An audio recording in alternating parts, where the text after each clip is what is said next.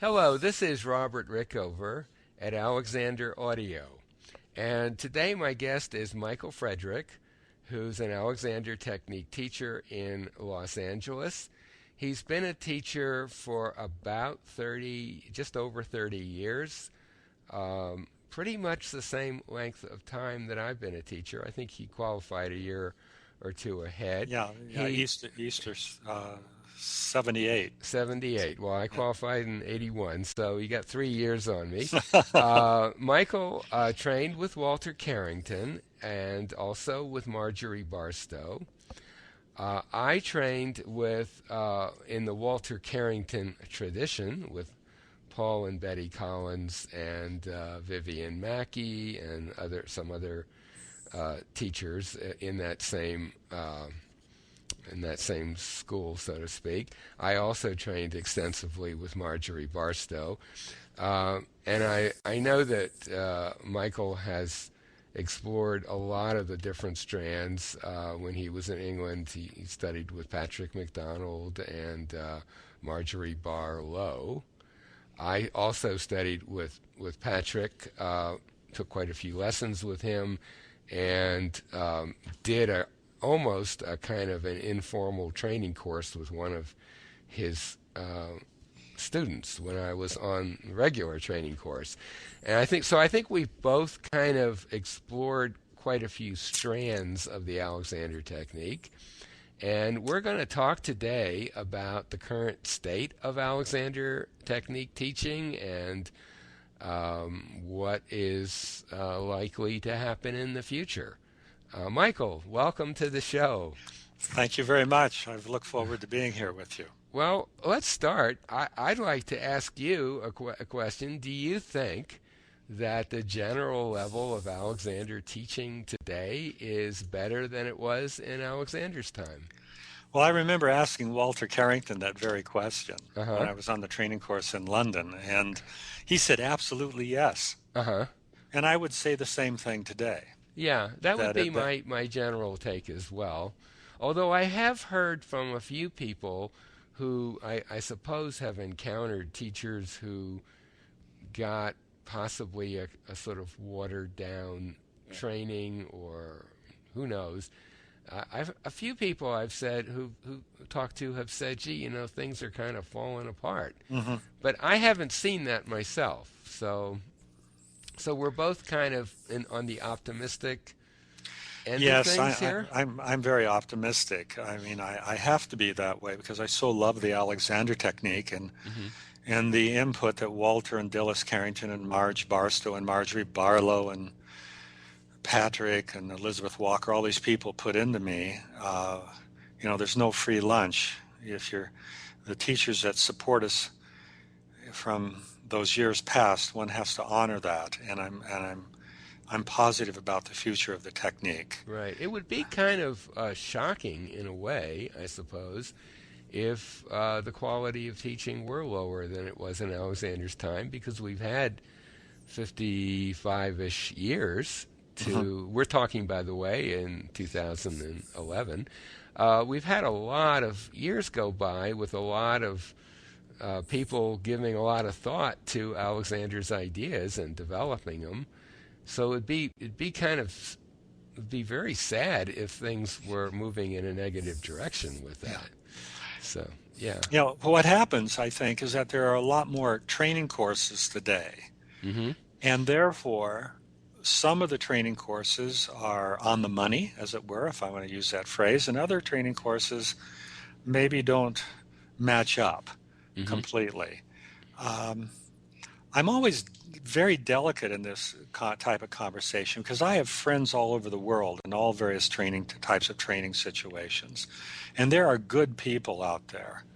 I, I'm always astounded in a very heartfelt way about the high quality of students and trainees and teachers who go through the process to become a teacher. The difficulty is some situations, if I, without getting too derogatory, are maybe half baked. Uh, you By know, it's that you mean level of training of yeah, the the level of directors? training. It's not that it's wrong. Hmm. It's just that it's not enough.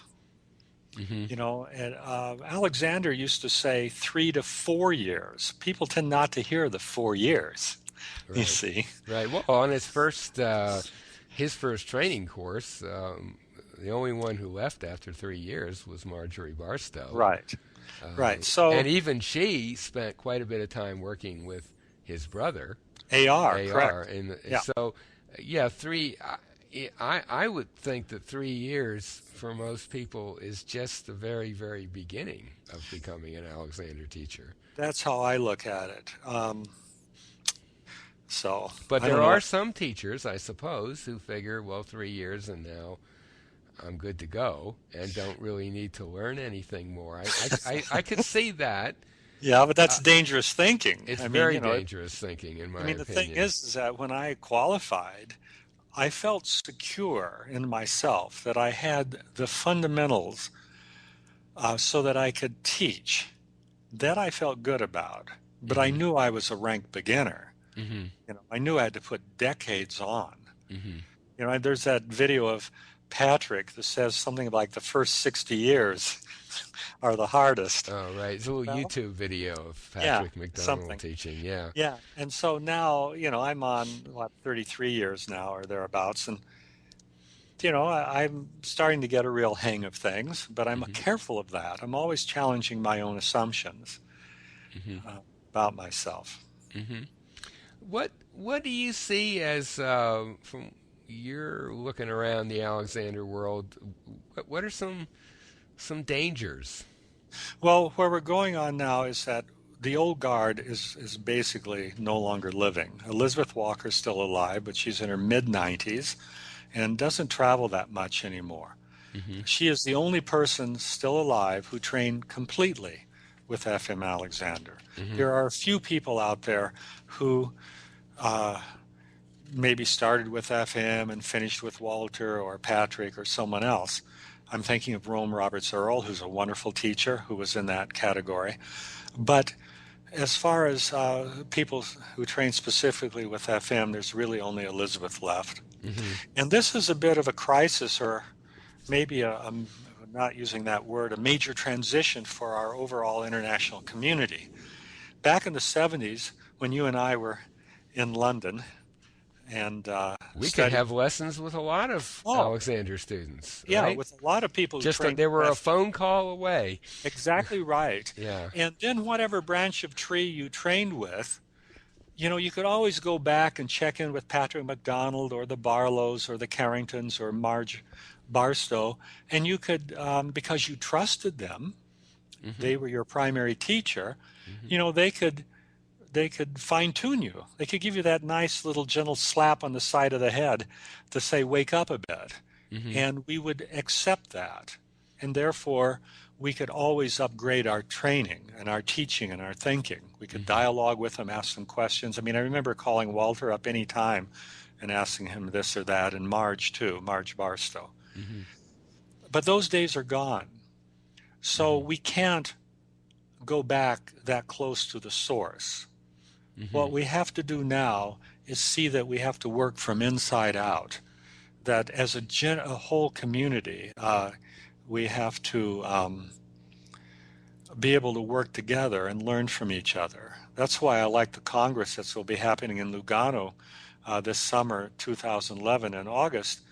Learning from each other's the theme, and I think that's a good theme, and it's a Hmm. theme that we should take in general now Hmm. that Hmm. the old guard is no longer with us. Right. And let me put in a little pitch here for the internet as a way of people learning from each other.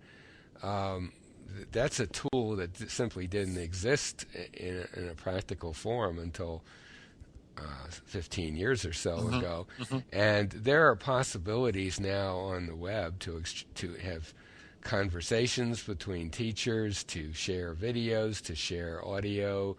Uh, I mean, the opportunities for learning from each other across and around the world are there. And I do see some teachers taking tremendous advantage of that. But I also see some teachers, many teachers, unfortunately, who still view the web with some suspicion. And you know what I'm talking about, Yeah, I right? do. And I think that's a great shame, if only because, I mean, not just because it keeps them from getting as many students as they want, which is important enough, but it also keeps them from connecting in really useful ways with other teachers. Oh, you're absolutely right. I mean, I'm making a joke in my next statement, but there's a lot of Luddites in the Alexander world. You know, Right, people who don't want to take right. care of the latest technology. That does need to change. And I mean, it's to me it's somewhat paradoxical because the Alexander technique, among other things, is supposed to be good at helping you adapt to changing circumstances. And in the world of communication and propagation of ideas, stuff is changing, has changed really fast, and it's changing even faster as we speak. And you'd think that Alexander teachers would, be right there at the cutting edge with their, psychophysical good use, but it doesn't seem to work that way in many cases. no, you're correct. And I I don't mean, I don't understand know. that. I really Well, I mean, it genuinely could don't. be that we have a lot of eccentrics. We Not that, I do, mean, yeah. maybe you and I also fit into that category, but in the Alexander world, there's a lot of individual thinkers, Yes. people who uh, don't want to rely on the latest trend or this or that. That's okay, but right at the moment we're actually in a revolution of information Hmm. in the whole world. We're in a time that's very similar to the time of the turn of the last century, 1900 Hmm. to Hmm. 1914. It's a very unusual time we're in, and one has to embrace the new technology, moving away from the buggy whip and the buggy to the Hmm. automobile and the airplane, and Hmm. that's and today it's moving into the internet and the cloud Hmm. and smartphones, all this. Hmm. And I just feel it's essential, especially if we want to spread the word about the value of the Alexander technique. I mean, the one complaint I hear from Alexander teachers, no matter where I'm at, in America and Europe, uh, is that they're not earning enough living. They don't have enough students. Hmm. Well, my God, if you want to get students, they have to know that you exist. And the Hmm. way to get people to know that you exist now is with the internet. Absolutely. It's to me, I would say, I don't actually think it's an maybe a couple of years ago this was an exaggeration, but today it isn't. That uh, starting life as an Alexander teacher and not having at least some connection with the internet, basic website, email, of course, Mhm. is equivalent to not having a telephone number. And it really is. I mean, Yeah. you'd be appalled if you heard one of the graduates of the training course there said, "Well, I don't think I need to have a phone. People are just going to find me." And No. the thing is, what I notice, even what I do see, we're kind of veering a little off topic here, but so what? We'll veer back. So let's go for it. What I see I've become by default kind of an expert on Alexander Technique websites, and you would be astonished to see how many websites out there of those teachers who do have them where it is virtually and sometimes totally impossible to determine where this person is located. And to me, that's not just a web design issue, of course it is, but it speaks a little bit to a kind of a mentality that I still see out there, which is, wow, this Alexander Technique stuff is really good. Everyone should be drawn to it, and I shouldn't have to. People should just seek me out. Maybe cull through old lists of teachers or whatever. Right, Come, right. I mean, that's a write me very a letter. Find me right. somehow. See, it's actually a very elitist way A of very thinking. elitist way of You looking know, at it. Yeah, yeah, the truth is, in the old days in England, if you remember with the Society of Teachers of the Alexander Technique stat, they didn't want you to advertise. that's right. And there's some proper thinking behind that, because what's interesting is you can't sell the technique. Hmm. It's like trying to sell Zen. You Hmm. can't really sell it. No, but they did But publish a list of teachers. It was one page long, and someone who was interested could call up or that's write, true. and they would get a list of teachers. Um, I remember one of the first lists I saw in the mid '70s. It was literally everyone was on one Oh, no, I have that sheet. someplace Yeah. in a file. So that's how you would find a teacher. If you were lucky, there was a teacher in your area. When I started, there was one teacher in Canada, and fortunately, living in the same place I did. So Probably Kelly McKevineau. no, this is pre-cal. This is way Way back. back. Yeah. Well, the So, thing about it is that you can't sell the technique, but you can inform people that it exists. exactly. That's the way to think about it. Hmm. And there's a huge segment of the population in Europe and America and in the world in general, Australia and Japan and so on, who are disposed, who are open to these ideas, Hmm. that the Alexander technique, the principles that make up the Alexander work. Hmm. If they don't know about it, even though they might want to have a lesson if they did know about it, you have to in some way get the information out there that this exists. And that you exist as a practitioner. Correct. Yeah. And that's why Yeah. the technique's good. I mean, that's why the internet is essential, and websites and all the stuff you're alluding to. Right. So, Uh, but let's get back on, where's the topic? Where were we well, on? whether the Alexander technique. I have a question for you about our founder, Hmm. F. Matthias Alexander. I mean, it's called the Alexander technique for a Right. good reason. And well, let me just allude to a study that came out a few months ago. This is from the uh, Journal of Sociology of Health and Illness in the UK. And a researcher there, Jen Tarr, who I'm actually going to be interviewing in a couple of days, has quite a lengthy article about about the sociology of the Alexander technique. Teachers. And she spent a lot of time hanging out on a training course, interviewing people, and sort of giving her impression of what the structure of this thing was from a sociological point of view. And she makes a very interesting point. I'm probably going to have to oversimplify it a bit, but she writes about Alexander technique. How successful have we been at sort of connecting with medicine, with doctors? And she says not very in general, and that part of the problem is that we kind of cling to our founder in a way, and he himself was kind of ambivalent about the medical profession. On the one hand, he wanted recognition, for sure, but he was also kind of wary of it. And she says in her study that she sees that same thing with a lot of teachers today.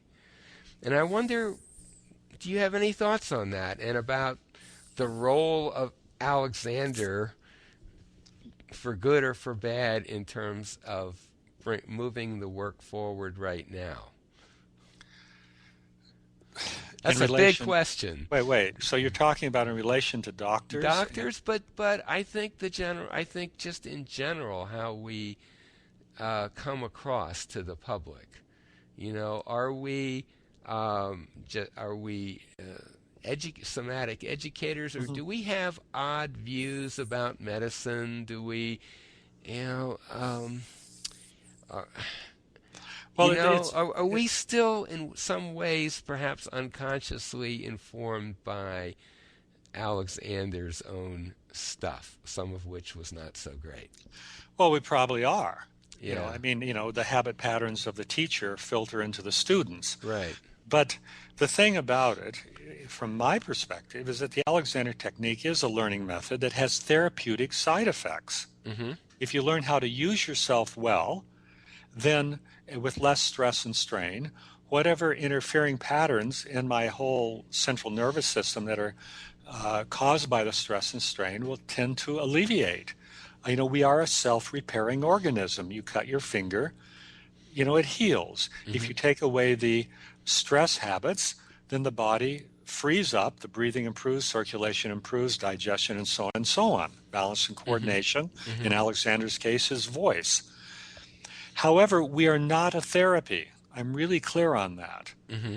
And I feel strongly that Alexander teachers make a mistake when they slip into the world of trying to be a therapist. Hmm. Oh, I would agree with that You see? 100%. Yeah. So And there is some slippage in that area. there is, but I mean, it's great that the British Medical Journal comes out with a study about bad back. Hmm. Hey, that's fantastic. Hmm. But if a person really wants to help their back, they need to learn how to use themselves better in all their daily activities so that the habit patterns that cause the back problem aren't there. It's all the stuff that people listening to this know. Hmm.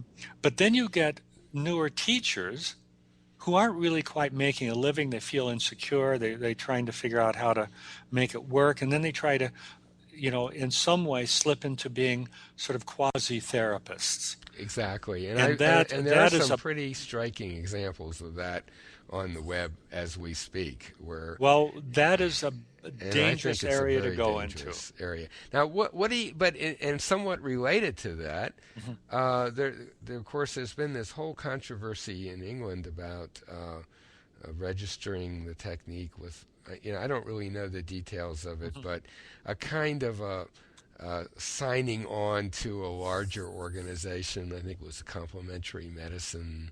You probably know more about that than I do. Only a little bit. But it's a bit about, are we going to let other people exert some control over teaching standards, perhaps, in exchange for being recognized by them? I think that's kind of the issue. Well, I And think it's that is driven stat apart from what I can right. see.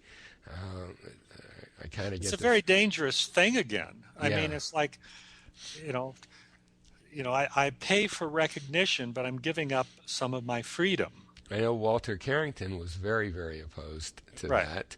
Because, of his thing, he was very adamant that the technique was a learning model. Right. So I had conversations with him about this before he died. But, the thing that comes back to it is that because people, if all the Alexander teachers in the world had enough students who wanted to learn Mm-hmm. about how to use themselves better, they wouldn't care about the therapy model because people's backs would improve, circulation and so on, as I mentioned, their voices, the actors' voices. Right. The teachers would be happy and the students would be in the right path. Mm-hmm. But because teachers aren't earning a living, because teachers are a little scared of Mm-hmm. not generating enough income, they try to figure out how to augment it with, I have to be recognized by this or that, or I can say that I'm out there healing, Right. Right. people of this or Right. that. It's Yeah. actually not correct. It's end gaining, wouldn't you say, Oh, Michael? I would say it's a very And, dangerous in gaining. very And dangerous. Walter Carrington said something. He said, in gaining works, Yep, that's but the problem you pay the with piper. it. You pay the piper, and You I know. think it does. I think it does link in with this whole question of effective. We could call it self promotion, but I would call it more effective making it possible for people to know you exist and what you do, in using language that makes sense to someone who doesn't have any experience with the technique. That's another huge pet peeve of mine, the number of Alexander websites where the jargon is right there, right at the beginning. People talking about primary control, and Oh, I mean, give me a yeah. break. That's really.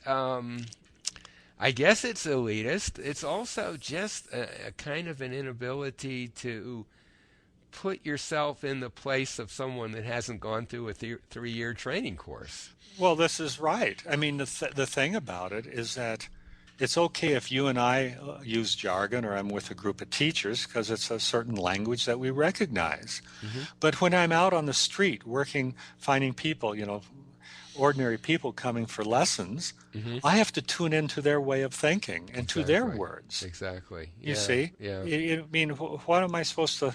Am I supposed to drag up inhibition right away? Uh-huh.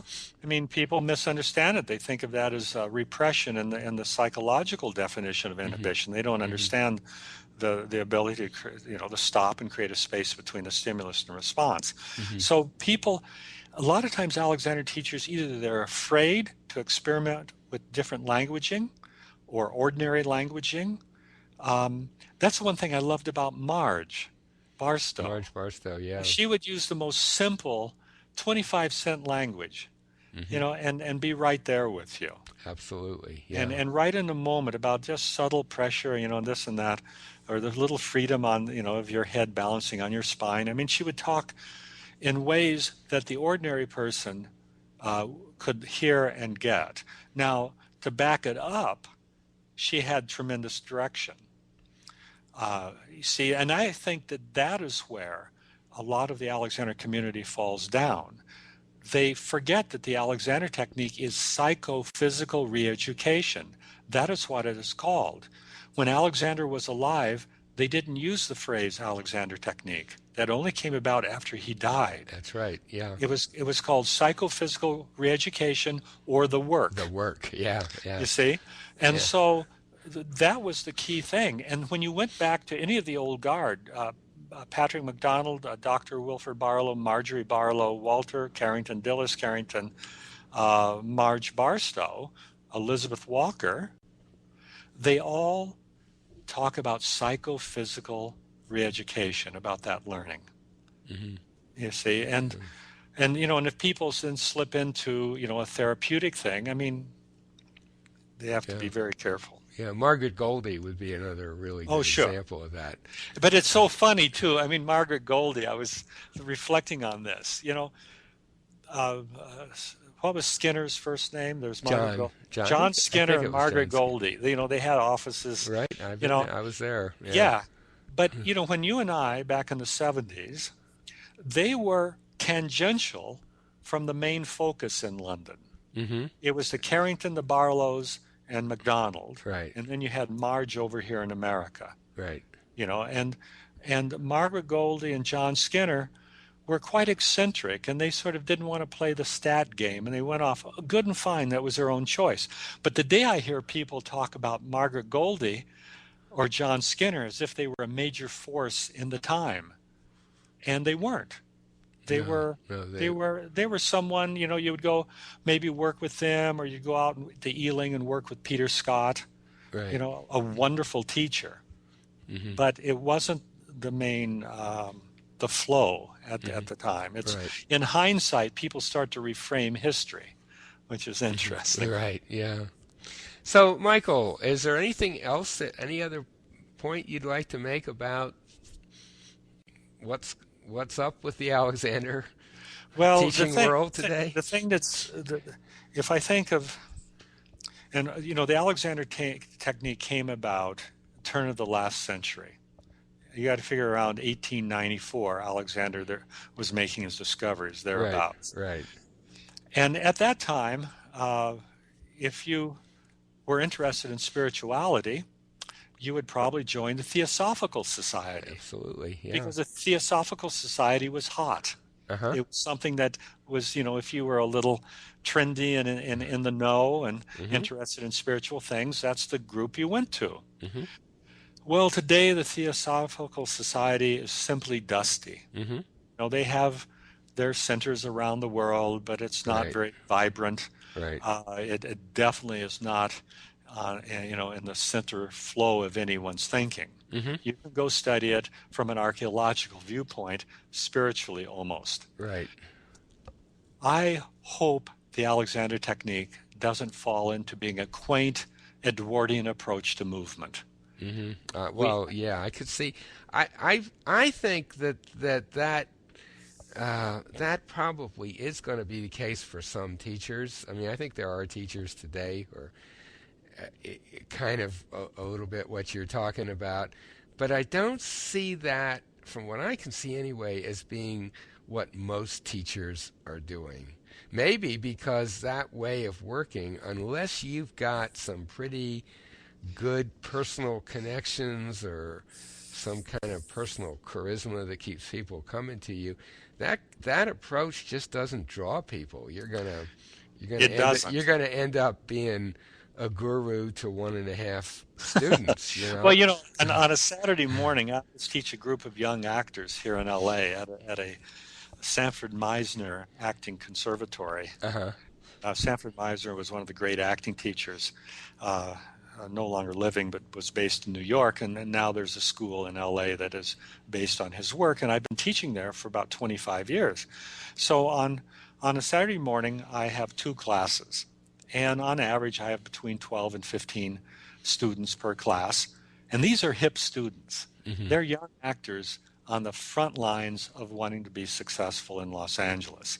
And if you walk into the room and you look at them, they're wearing absolutely the right clothes, and they've got the right haircuts, and they've got the right language. Buckminster Fuller, the great inventor, said that California is where the future is happening today, Mm-hmm. and in a funny way, that's still true. And when you look at the acting group on a Saturday morning, this is the cutting edge. Right. Right. So I can't go in there with anything dusty. I have to go in there and teach them in a way that's very relevant so that they are interested. Otherwise, they're just going to say, forget it, guy, and not be in the class. Mm-hmm. So it's my responsibility to take the core principles of the technique, which are absolutely valid.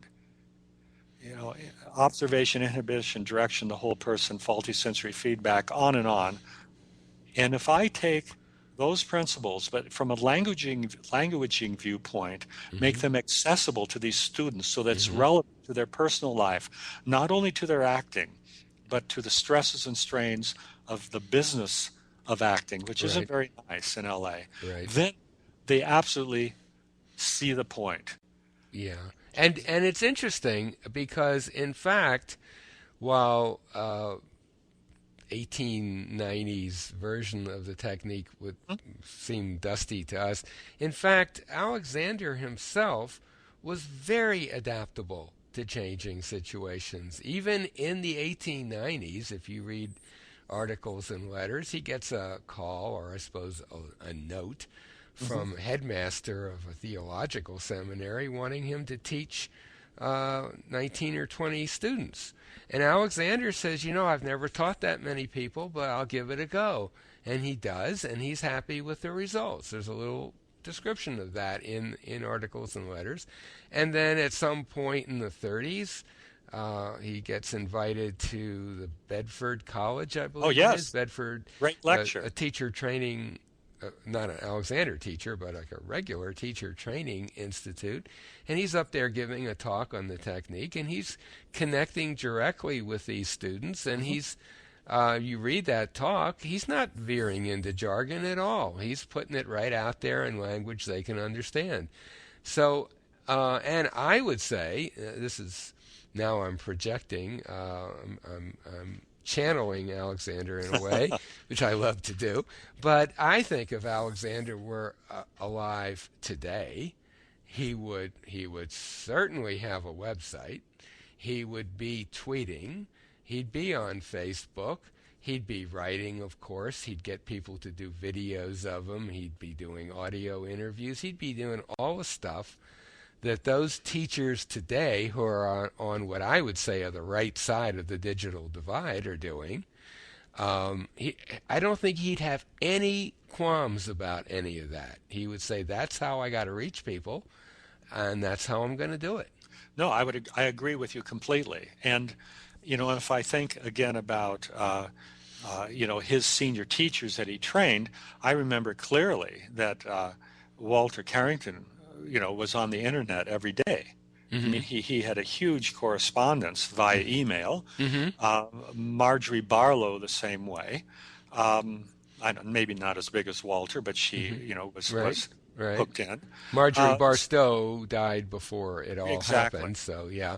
But But yeah, Marjorie Barstow, she loved new things. oh, She would have absolutely. been fascinated by the work that you're doing and all the stuff on the internet and this and that. Her approach in general was like if someone were to invite her to do a workshop somewhere she had never been and it sounded at all reasonable, Right. she'd say, I'm going to give it a gambling chance, you know? Exactly I right. mean, and that's in fact, it was that answer to that kind of request that um, made her famous in her 70s because someone asked her to teach at, I don't know, some university, Southern Yeah. Methodist maybe. Yeah. Down in And Texas, I believe. yeah, and that, I mean, that really marks the beginning of her. She was known by a few people before that. She was well regarded, but that's what made her, you know, set up these large groups in Lincoln every summer and her workshop schedule and so on. Well, maybe sometime we could talk about that. It would not now, but Hmm. I would like to because I traveled with her off and on for a decade with the congresses and so on. Hmm. Hmm. And when she used to do workshops, I was the guy I'd go meet her at her hotel and have breakfast with her, Right. and just to see how innovative she was in her teaching. But at the same time, I remember so clearly picking her up in her hotel room, and there was a copy of CCC next to her bed that was underlined with little notes. Yep. This was her nightly reading. She Absolutely. would always go back to the basic principles of the technique, but then she would try to figure out and learn how to express Hmm.